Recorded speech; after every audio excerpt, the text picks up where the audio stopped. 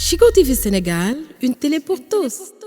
Je pense qu'il est important que tous les Sénégalais et toutes les Sénégalaises mesurent la gravité des moments que nous vivons. Il est extrêmement difficile d'intéresser les Sénégalais sur des questions qui relèvent d'une certaine technicité, particulièrement quand il s'agit des finances et du budget. Mais en langage très simple, je voudrais que les Sénégalais comprennent la situation. Et il était important pour nous de dresser cette situation de référence bien avant de vous présenter le nouveau référentiel le 7 octobre. Vous ne pouvez pas faire des projections sur les 25 prochaines années si vous n'avez pas fait l'état des lieux et la situation dans laquelle vous trouvez le pays.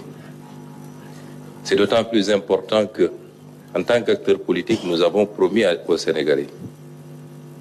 Nous avons mené une lutte politique pendant 10 courtes et longues à la fois années qui ont été consacrées par l'élection du président Bassirou Diomaye Faye. Et nous avions promis aux Sénégalais que nous les mènerions au sommet du gratte-ciel. Et je confirme ici que par la volonté de Dieu, nous le ferons. Mais en le faisant, même si nous soupçonnions et même si nous avions quelques éléments de preuve que la situation du pays n'était pas au beau fixe, nous étions loin de nous imaginer que les choses étaient si catastrophiques. Et donc ce que je voudrais dire, c'est que pensant être au premier étage, nous avions promis d'accélérer les choses pour amener le pays au sommet. Après l'inventaire et l'état des lieux, nous nous rendons compte que nous trouvons le pays au 4e sous-sol. Il nous faudra faire un effort de rattrapage qui exigera de notre part à tous beaucoup de sacrifices. Mais en langage beaucoup plus simple, c'est que le ministre vient de nous dire, c'est que les autorités que nous avons remplacées ont menti au pays et ont menti aux partenaires en falsifiant les chiffres publics,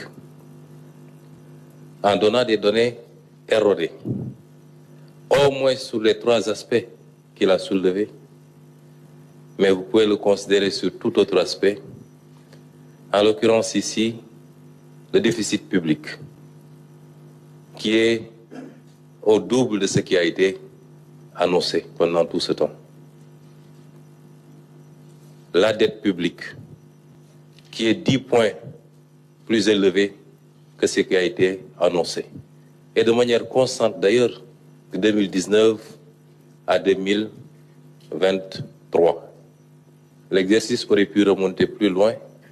On aurait su ici, la tendance avait pris départ un peu plus tôt, mais les 4 exercices nous suffisent pour voir à quel point le régime du président Macky Sall a menti au peuple, a menti aux partenaires, a tripatouillé les chiffres pour donner une image économique, financière et budgétaire qui n'avait rien à voir avec la réalité.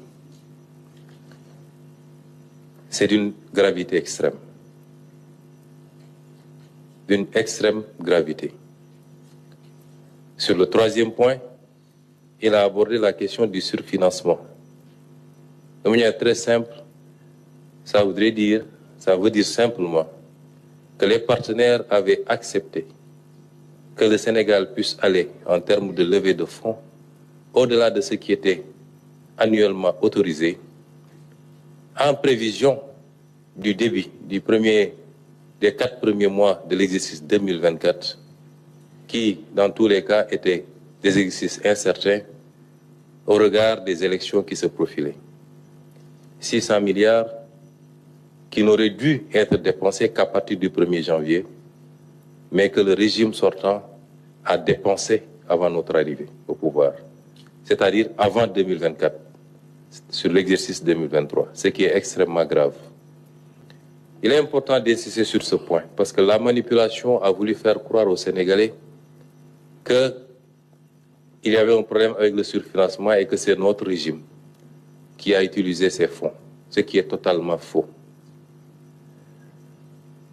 Ça a été utilisé et de manière injustifiée pour plus de 300 et quelques milliards par l'ancien régime. Et au moment où on parle, nous ne trouvons nulle trace de l'utilisation de ces fonds. Je voudrais, avant de donner la parole... Chico TV Sénégal, une télé pour tous.